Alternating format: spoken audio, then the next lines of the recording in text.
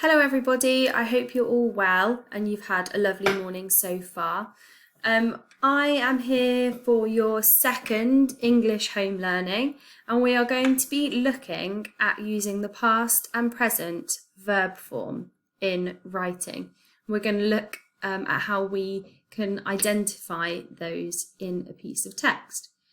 There is a video I've got here, but I will link it onto the home learning page so you are able to watch it more clearly, because I had a few problems with my sound earlier when I tried to record. So the past verb form is when we're talking about something that has already happened. We're talking about something that has finished and come to an end. So we are going to be talking today in our lesson about using the word had. So I had means that something has finished. So I had a dog when I was younger. It means I'm talking about something in the past, something that's already happened. I had. And the present verb form is talking about something that is happening now. So something that is ongoing and unfinished, shall we say. So I have a cat, or I have a car.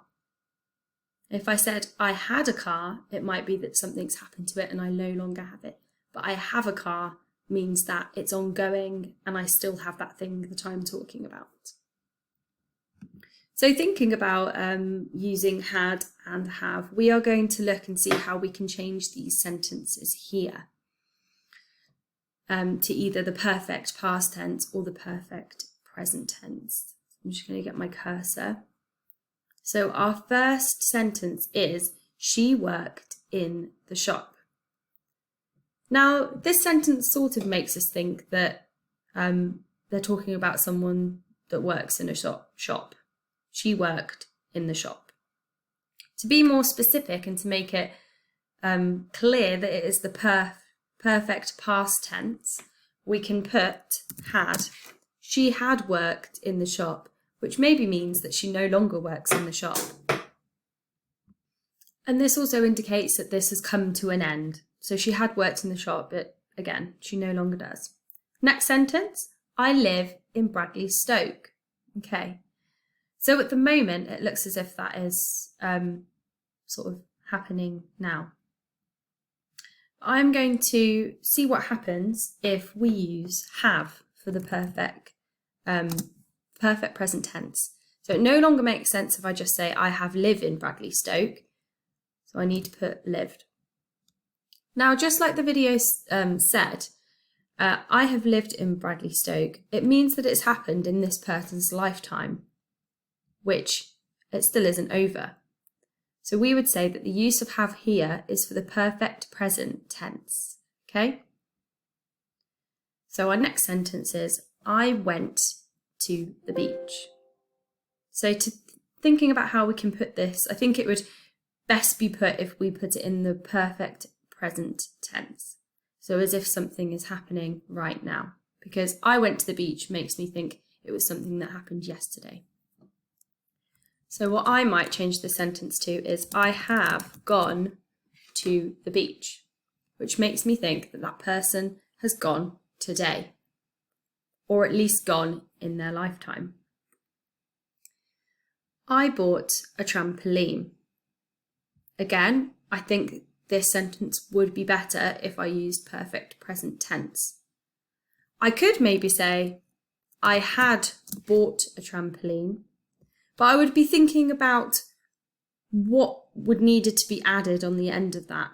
It would still be, this would be the perfect past tense, but I don't think it sounds quite right in this sentence. I had bought a trampoline. They might say I had bought a trampoline, but I took it back because I changed my mind. But instead, I think using I have for the perfect present tense makes a little bit more sense. I have bought a trampoline. So last sentence, I played in the park. Again, I think have implies that they've done it before, but it's something that they will do again in their lifetime. So it's not unfinished. To just give you a further example, I'm going to write a sentence that has have or having as part of the perfect present tense, and I'm going to show you how you would change that to perfect past tense. So I'm going to write in first person. So I was having a lot of fun at the fair. I was having a lot of fun at the fair. But say, for example, this person has now gone home and the fair has left town. I had a lot of fun at the fair because that time is now over. Okay? Let's see if you can create some sentences of your own. So you could either start, as we did before, creating some simple sentences, or what you might want to do is write sentences that already have or had in and see if you can switch it to the other. So see if you can change either perfect past tense to perfect present tense, or perfect present tense, that's happening in the now, to something that has already happened, to the perfect past tense. So if you want to pause the video and have a go at that now, go ahead. Otherwise, you can come with me and we will do the next part of our learning. So pause the video now if you want to have a go at writing some of your own sentences before we move on. Okay, so here we have got a section of writing that is on the home learning page. But if you can't print it off or can't get access to it in some way, then you can just pause the video and you can write down the past or present perfect verb forms that are included in this writing. I will have a look at the first few sentences with you, just so you know what you're looking for as you go along. So let's give the past purple, and we will give the present perfect verb forms blue. Okay, so present perfect is blue. So Lucy's family have been living in London for her whole life, and the children have all attended the local primary school. So here, straight away, I can see have is being used, and I'm going to underline that because I know that that is the present perfect verb form. And it also, here, when it says Lucy's family have been living in London for her whole life, it means that that's still going on. That is still something that is happening. It hasn't finished. It is still going on. And the children have all attended the local primary school. So I'm going to put underline have here. Now it's a bit tricky because of attended, because it's not attending or they attend. We might think that that's in the past tense.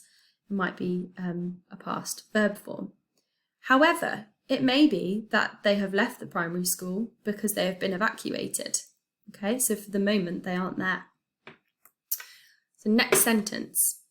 Lucy's mum has worried about the children since they left London, but she has been working hard to keep herself busy.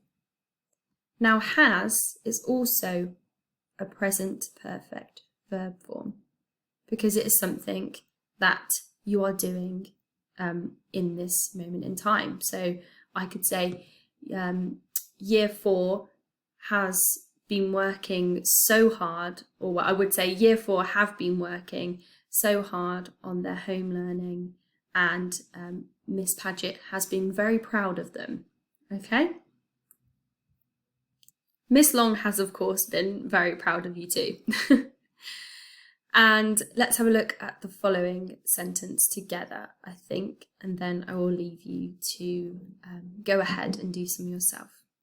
So Lucy's dad had been sent to fight the war and no one had heard from him for a long time. Okay.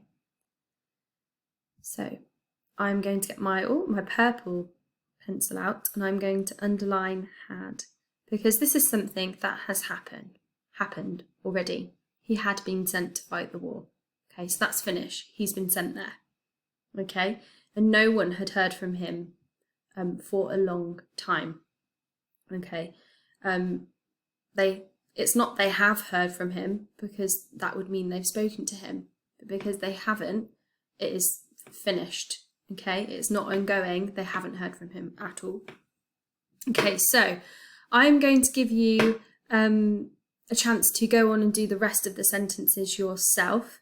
Give it your best try. You can pop this in front of you if you would like to remind you what the past perfect verb forms and what the present perfect verb forms are, so you can become familiar with them.